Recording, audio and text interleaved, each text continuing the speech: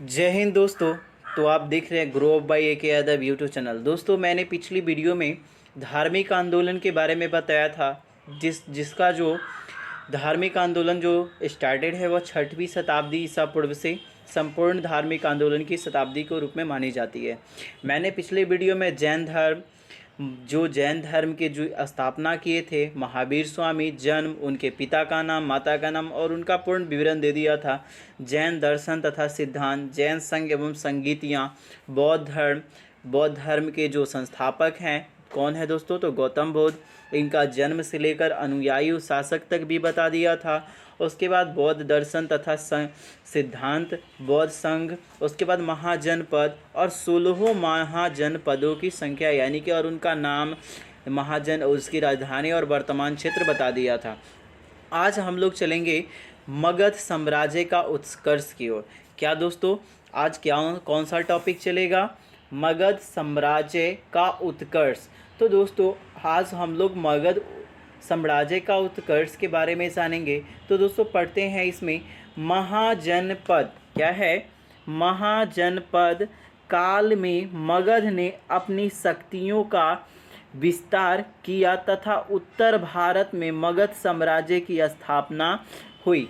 सही से समझिए, महाजनपद में मगध ने अपनी शक्तियों का विस्तार किया तथा उत्तर भारत में मगध साम्राज्य की स्थापना हुई। देखो दोस्तों, इस मगध साम्राज्य में जो है अनेकों वंश आते हैं और उनका जो सभी का इसमें, अगर उधर धार्मिक आंदोलन पढ़े तो ये तो सीधा साधा है कि यहाँ पे शांति मूड वाले हैं, इधर धार्मिक आंदोलन जो है शांति मूड वाले हैं। अभी मगध साम्राज्य चलेंगे ना, उसमें काटा कूटी सब कुछ चलता है, अपना बाप को भी नहीं छोड़ता है।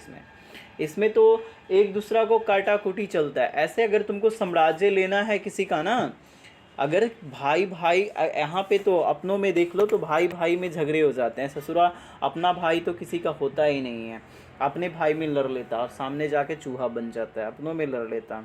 ऐसे देखो, यहाँ पे साम्राज्य की बात है। साम्राज्य लेने के लिए तुमको कुछ भी करना पड़ेगा, तो यहाँ पे युद्ध भी करना होगा, वातावरण हर चीज़ रखना होता है।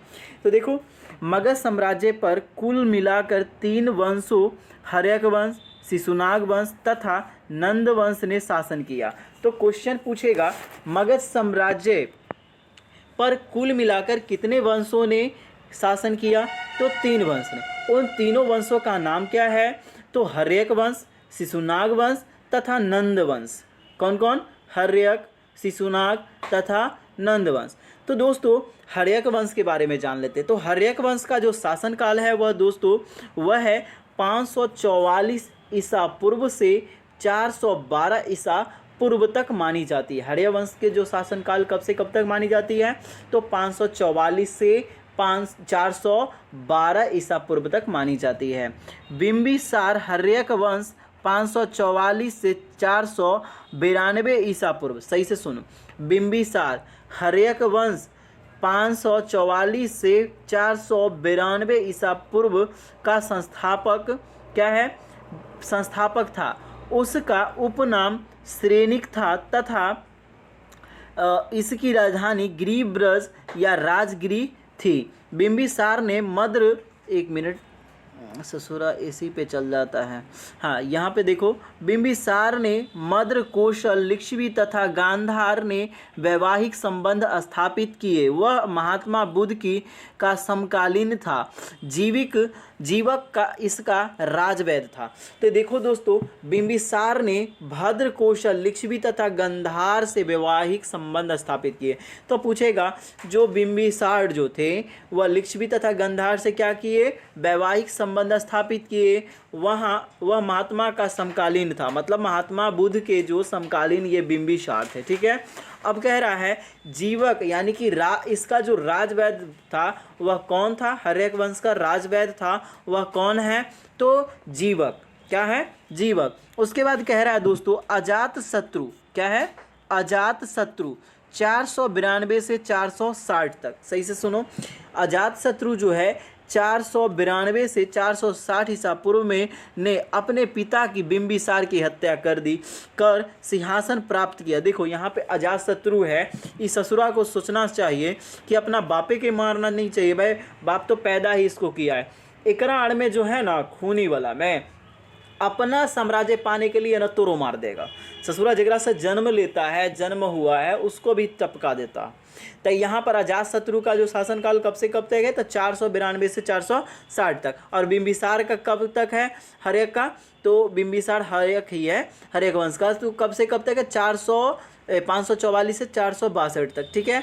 और अजातशत्रु जो है अपने पिता को, इसका अजातशत्रु के पिता का नाम क्या है, तो बिंबिसार, उसको हत्या करके क्या कर लिया, अपन शासन पर बैठ गया। और इसने अपने पिता को मार दिया, इसी के कारण इसका नाम पितृहंता भी कहा गया, यानी कि पिता को हत्या करने वाला कहा गया, यानी हत्यारा भी इसको कहा गया, ठीक है। अब देखो, अजातशत्रु ने रथ मूसल तथा महाशिलाकंटक जैसे हथियारों का प्रयोग युद्ध में किया। देखो दोस्तों, शिलाकंटक यहाँ पर समझो, महाशिलाकंटक जैसे हथियारों का प्रयोग किया। एकरा जैसा रहना चाहिए भाई।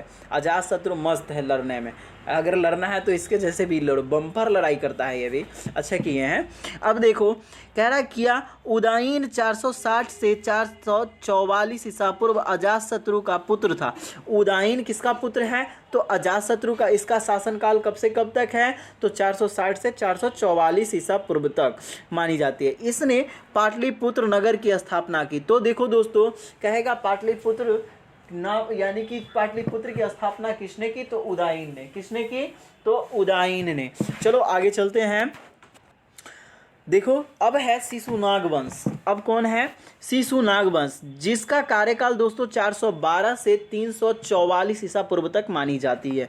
देखो, मैं जल्दी थोड़ा चलता हूँ, अगर किसी को दिक्कत हो तो बोलना, क्योंकि देखो 6 मिनट का तो पहले ही बन जाता है ऐसे पिछली वार्डी में अभी तक ही। अगर वीडियो लॉन्ग हो जाएगी, आज का तो लॉन्ग लेकर चलूँगा।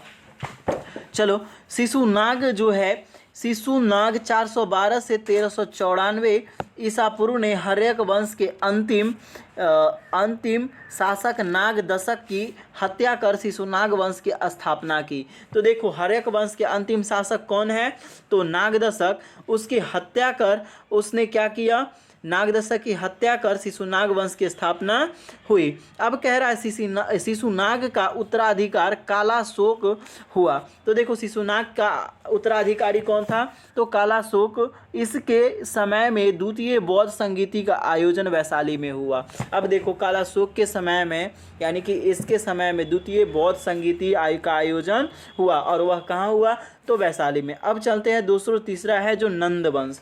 नंद वंश की स्थापना महाजनपद ने की थी। महाजनपद ने क्या की थी, नंद वंश की स्थापना की। इसे एकराट भी कहा जाता है। पुराणों में महाजन, एक मिनट हट भाई, पुराणों में महाजनपद को सर्वछत्रांत तक क्षत्रियों को नाश करने वाला कहा गया है। देखो, सर्वछत्रांतक मतलब कि क्षत्रियों को नाश करने वाला। महाजनपद को क्या कहा गया है दोस्तों, तो सर्वछत्रांतक क्षत्रियों को नाश करने वाला कहा गया है। तो घनानंद वंश का अंतिम शासक, देखो नंद वंश का अंतिम शासक था। तो देखो, नंद वंश का अंतिम शासक घनानंद था। ग्रीक लेखकों ने इसे अग्रमीज एवं जैंद्रमीज कहा है।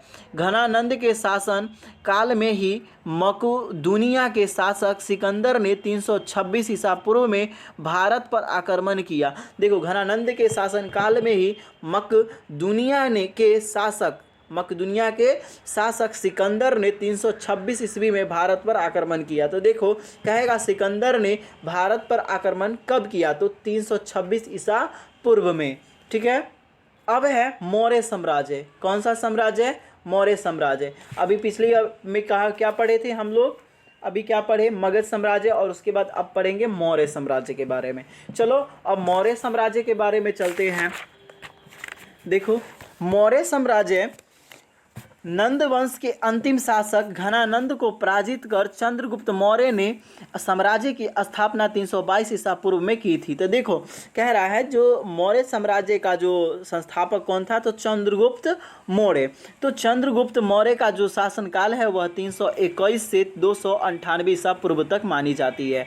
चंद्रगुप्त मौर्य को एस्ट्रोबो तथा जस्टिन ने सैंड्रोकोटस एवं और एरियन तथा प्लूटार्क ने एंड्रोकोटस नाम से संबोधित किया। अब देखो चंद्रगुप्त मौर्य जो है, मौर्य साम्राज्य किसको मारकर, यानी कि किसको, घनानंद को पराजित कर दिया और उसके बाद अपना शासन स्थापित कर लिया। तो शासन कब स्थापित किया था? 322 में। अब देखो चंद्रगुप्त मौर्य ने 305 ईसा पूर्व में सिकंदर के सेनापति सेल्यूकस निकेटर को पराजित कर एरिया, अराकोसिया, जेंड्रोसिया एवं पेरिपेनिस दाई का क्षेत्र प्राप्त किया। अब देखो क्या कह रहा है, जो चंद्रगुप्त मौर्य हैं वह 305 ईसा पूर्व में सिकंदर के सेनापति सेल्यूकस निकेटर को, सिकंदर के सेनापति कौन है थे?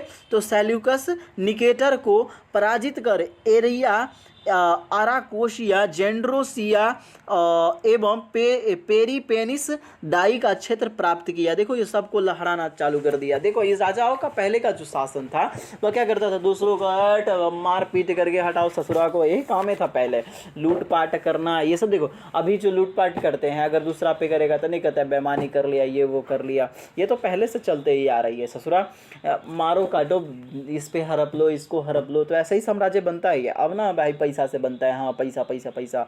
तो ससुरो पहले जो होता था, जैसे मैं अभी कहते हो तुम लोग उसको क्या कहते हैं, क्या कहते हैं, लूटपाट कहते हो ना, डकैती करते हो, तो ये सब नहीं था। पहले था जो लूटपाट किया, वहाँ पे ऐसे लोग सब साम्राज्य को, उसका साम्राज्य पर जीत जाते थे, उसका युद्ध, हमेशा युद्ध करने पर तुले रहते था, और उसका साम्राज्य जीत कर इधर ले आना, और उससे तो पहले भी होता था लेन देन, जो प्रक्रिया थी जानते हो यो क्या थी, ये वितरण प्रणाली, उसको क्या कहते हैं, वो उसको सामान देना और ये चीज़ लेना, ये सब वाली थी।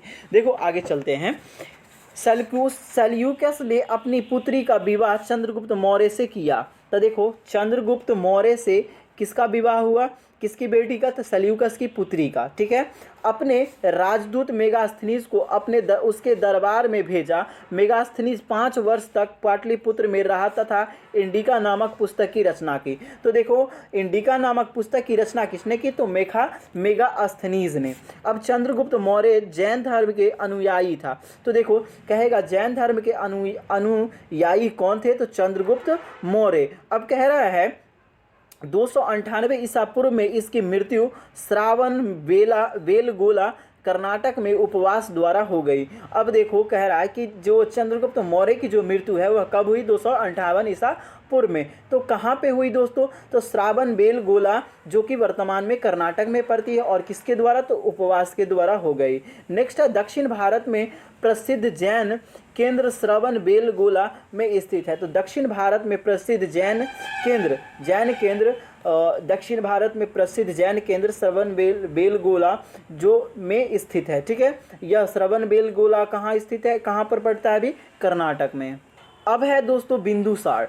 अब कौन है? बिंदुसार। तो बिंदुसार चंद्रगुप्त का पुत्र था। तो चंद्रगुप्त का पुत्र कौन था दोस्तों? तो बिंदुसार, जिसका कार्यकाल 298 से 273 ईसा पूर्व तक मानी जाती है। कह रहा है कि यह जो है यहाँ का उत्तराधिकारी था। वह आजीवक संप्रदाय का अनुयायी तथा मित्रघात के नाम से जाना जाता है। यह मित्रघात यानी कि मित्र जो न बनाने वाला और घात करने वाला, इसके नाम से जाना जाता है। एस्ट्रोबो के अनुसार सीरियन नरेश एंटियोकस ने बिंदुसार के दरबार में डाइमेकस नामक राजदूत भेजा। एथोनियस के अनुसार बिंदुसार ने सीरिया के शासक एप्टियोकस ने फर्स्ट ने मदिरा, सूखे अंजीर एवं एक दार्शनिक भेजने की प्रार्थना की थी। अब देखो अशोक। अब जो है अशोक, एकरा बारे में भाई बहुत बड़का चर्चा है। अशोक है भयानक है, अगर शासकों में माना जाए तो अशोक भयानक है भाई। बचपन से ही हिले लेते हैं। देखो इनका शासनकाल, थोड़ा सा बचपन से ही हिले ले रहते थे। अभी इनका तो पढ़ा है, अब देखोगे तो मन तो करता है अशोक की तरह हिला दूँ। अब चलो सोचने से कुछ होता है नहीं ना भाई, सोचोगे करोगे नहीं तो होगा कहाँ से। सब तो सोचता है आसमान में सीढ़ी लगा लूँ रावण के जैसा, लेकिन लगेगा तब ना ससुरा का। अशोक बिंदुसार का उत्तराधिकारी था। 4 वर्षों तक उत्तराधिकारी के संघर्ष के पश्चात 269 ईसा पूर्व में वास्तविक रूप से राजगद्दी पर बैठा। अब देखो अशोक जो है 273 से 236 ईसा पूर्व तक इसकी कार्यकाल मानी जाती है। अशोक बिंदुसार का उत्तराधिकारी था। तो कहेगा जो बिंदुसार का उत्तराधिकारी कौन था? अशोक ना, कौन था? अशोक। 4 वर्षों तक उत्तराधिकारी के संघर्ष के पश्चात 269 ईसा पूर्व में वास्तविक रूप से राजगद्दी पर बैठा, जो यानी कि 4 वर्ष तक यह संघर्ष किया और 269 ईस्वी में क्या किया? राजगद्दी पर बैठ गया। अब देखो, शासक बनने के पूर्व अशोक, एक मिनट ससुराहत भाई, हाँ, अशोक अवंती का राज्यपाल था। मास्की तथा गुज्जर अभिलेख में इसका वास्तविक नाम अशोक मिलता है। एक मिनट, ससुरा यहीं पर लिखा जाता है। अब देखो, राज्याभिषेक के 9वें वर्ष अर्थात 261 ईस्वी ईसा पूर्व में अशोक ने कलिंग पर आक्रमण किया। देखो, कहेगा कि कलिंग पर अशोक ने कब आक्रमण किया? तो 261 ईसा पूर्व में। अब की कलिंग युद्ध के पश्चात उसने युद्ध विजय की जगह धम्म विजय को अपनाया। उपगुप्त नामक बौद्ध भिक्षु से बौद्ध धर्म की भिक्षा ली। अशोक ने समान शासन के 10वें वर्ष में बौद्ध गया तथा 20वें वर्ष में लुम्बिनी की यात्रा की। 13वें वर्ष में उसने धम्ब महापात्र नामक अधिकारी की नियुक्ति की। अशोक के अभिलेख ब्राह्मी, ग्रीक, अरमाइक तथा खरोष्टी लिपि में उत्कीर्ण हैं। 1837 में जेम्स प्रिंसेप ने अशोक के अभिलेख को पढ़ने में सफलता प्राप्त की। तो पूछेगा, जेम्स प्रिंसेप ने अशोक के अभिलेख को पढ़ने में सफलता कब प्राप्त की? तो 1837 में। अब देखो, 14 शिलालेखों के अतिरिक्त अशोक ने 13 लघु शिलालेख, 7 स्तंभ शिलालेख उत्कीर्ण करवाया। तो देखो, कहेगा कि 14 शिलालेख के अतिरिक्त अशोक ने 14 शिलालेखों के अतिरिक्त 13 जो लघु शिलालेख कितनी है? तो 13 लघु शिलालेख, 13 लघु शिला और 7 जो है अशोक ने 13 लघु शिलालेख, 7 शिलालेख, देखो सही से, लघु 7 शिलालेख, उसके बाद 7 स्तंभ अभिलेख उत्कीर्ण करवाया। अब देखो क्या है, धार्मिक स्तूप का निर्माण, एक मिनट, हाँ, धार्मिक स्तूप का निर्माण अशोक ने करवाया था। शिलालेख राजादेश 13वां के में अशोक ने कलिंग युद्ध के हताहतों का उल्लेख किया और युद्ध त्याग की घोषणा की। तो देखो, यहाँ तक हो गया जो अशोक, यहाँ तक कि जो अंत में ये सब जो भी है, इनके बारे में डिटेल करोगे ना तो अगली वीडियो में मैं बताऊंगा इनके बारे में। बहुत ही प्रतापी राजा है भाई, भयंकर है। इनके बारे में अशोक ऐसे भी चलता भी है सीरियल पे, उन सब में देखा अगर मस्त लगता है। ऐसे मैं बताऊँगा डिटेल में उनके बारे में कुछ दिन बाद। ऐसे एग्ज़ाम की तैयारी पहले करा देता हूँ, DLED, BEd, CTET और GD वाले को। अब है कौटिल्य ने अर्थशास्त्र में, अब मौर्य प्रशासन। अब क्या है? मौर्य प्रशासन। कौटिल्य ने अर्थशास्त्र में राज्य के सप्तांग सिद्धांत के अंतर्गत राजा, मंत्री, मित्र को, सेना तथा दुर्ग को राज्य के लिए आवश्यक अंग माना। मौर्य प्रशासन में राजा सर्वोच्च अधिकारी होता था। मौर्य प्रशासन में कौन था? राजा सर्वोच्च अधिकारी होता था। मंत्री तथा सभा तथा मंत्री परिषद राजा को सहायता देते थे। मौर्य प्रशासन में शीर्षस्थ अधिकारियों को तीर्थ कहा जाता था। इसकी संख्या 18 थी। अब है संस्था तथा संचारा गुप्तचर व्यवस्था के अंग थे। संस्था तथा संचरा गुप्तचर व्यवस्था के अंग थे। राज्य की आय का मुख्य स्रोत भू राजस्व था। देखो, भू राजस्व यानी कि राज्य का अपना यानी कि भूमि जितने भी होते थे वो आय की स्रोत थी। यह कुल उपज का 2/6 होता था। राजकीय तटशाला के अधिकारी को लक्षणाध्यक्ष कहा जाता था। मुद्राओं के परीक्षण का अधिकारी रूप दर्शक था। मौर्य काल। अब चलते हैं किशोर, मौर्य काल। तो देखो, मौर्य का जो काल है वह किस प्रकार है, किसने कब आया, ये सब देखते हैं। मौर्योत्तर काल में जानते हैं, मौर्य साम्राज्य के पतन के पश्चात सत्ता के केंद्रीयकरण का ह्रास हुआ। इसके परिणाम स्वरूप इस काल में अनेक छोटे छोटे देश एवं विदेशों राज्य स्थापित हुए। इनका वर्णन निम्नलिखित है। इस तरह से है देसी शासक एंड इधर है विदेशी शासक वंश। ठीक है, तो देसी शासक में इधर है और इधर है जो विदेशी शासक, इधर देख लेना। देखो, अब है इधर शुंग वंश और इधर है शक वंश। कौन है? शक वंश और शुंग वंश, इधर सही से देखना।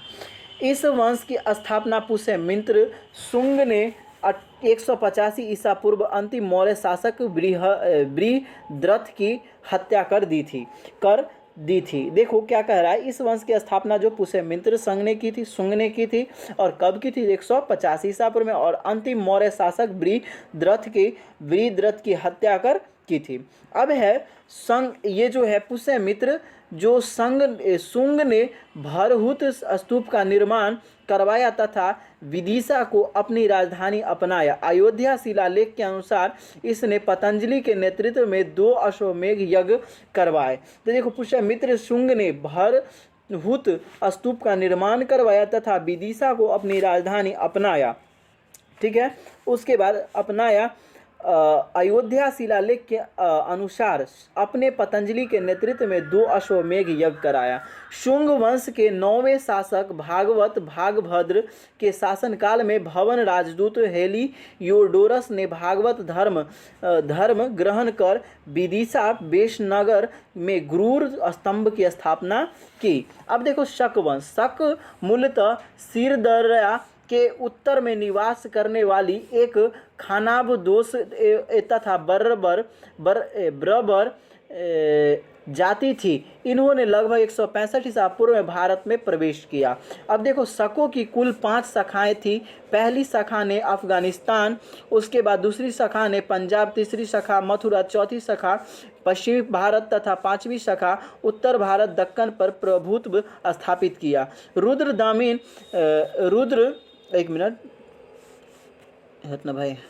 रुद्रदामन इस वंश का सबसे प्रतापी शासक था। देखो शक वंश का जो सबसे प्रतापी शासक कौन था, तो रुद्रदामन। अब देखो इसने सुदर्शनशील का जीर्णोद्धार करवाया तथा संस्कृत भाषा का सबसे लंबा अभिलेख गिरनाट अभिलेख करवाया। अब है कन्नौ वंश। कौन है? कन्नौ वंश। थोड़ा देखने में परेशानी होगी, इसके लिए सॉरी कर रहा था, लेकिन वो जो क्या कहते हैं समय कम था, इसकी वजह से जल्दी जल्दी में बता दिया। अब देखो कन्नौ वंश ना, कन्नौ वंश जो है, हाँ, अब जो है शुंग वंश के अंतिम शासक देवभूति की हत्या कर वासुदेव ने 75वें ईसा पूर्व में कन्नौ वंश की स्थापना की। तो कन्नौ वंश की जो स्थापना है वह कब हुई थी, तो 75 ईसा पूर्व में। ये जो पुराणों के अनुसार कन्नौ वंश के शासन 45 वर्ष तक रहा। किसके अनुसार दोस्तों? तो पुराणों के अनुसार इसका जो शासनकाल कितने वर्षों तक रहा? 45 वर्षों तक। सुशर्मा का अंतिम शासक था, यानी कि कह रहा है सुशर्मा इसका अंतिम शासक था, यानी कि कन्नौ वंश का जो अंतिम शासक कौन था? तो सुशर्मा। अब है इधर पहलव वंश। ये जो पहलव वंश या पारकियन मुख्यतः शीशांत तथा आर्कोशिया के निवासी थे। इस वंश का वास्तविक संस्थापक मिथेडेट्स प्रथम था। भारत में इस वंश का पहला शासक माउस था। गोंडो फर्नीज इसका सबसे महान शासक था, जिसका उल्लेख तख्ते वही अभिलेख मिलता है। अब है सातवाहन वंश। इस वंश का स्थापना सिमुक ने अंतिम कन्नौ वंश सुशर्मा की हत्या कर की थी। सातवाहन शासकों ने अपनी राजधानी प्रतिष्ठान महाराष्ट्र में स्थापित किया, यानी कि यानी कि वर्तमान में यह जगह महाराष्ट्र में पड़ता है। ये इस काल में हाल में गाथा शतकी तथा गुणाढ्य के बृहत कथा नामक पुस्तक की रचना की। अब है सातवाहन शासकों ने चांदी, तांबा, शीशा, पोटीन और कांस्य की मुद्राओं का प्रचलन किया। इसका समाज मातृसत्तात्मक था। इसका जो समाज किस प्रकार का था कन्नौ वंश का, वह कौन था? मातृसत्तात्मक। अब देखो दोस्तों कुषाण वंश। पल्लव वंश के बाद, ये जो पल्लव वंश के बाद कुषाण भारत आए, जो यूची कबीले से संबंधित थे। कुजुल कंड किसेस इसने 15 ईसा पूर्व में कुषाण वंश की स्थापना की। इसका उत्तराधिकारी विष कंडफिसेंस था, कन्फ्यूशियस था। भारत में सर्वप्रथम सोने के सिक्के 20 कन्फ्यूशियस द्वारा ही चलाए गए। तो पूछा जाएगा क्वेश्चन कि भारत में सर्वप्रथम सोने के सिक्के किसने चलाए, तो कन्फ्यूशियस ने। अब देखो, कनिष्क 78 ईसा पूर्व सर्वाधिक शक्तिशाली शासक था। कनिष्क इस वंश का सबसे सर्वाधिक शक्तिशाली शासक था। इसकी राजधानी पुरुषपुर पेशावर थी। इसने शक संवत चलाया।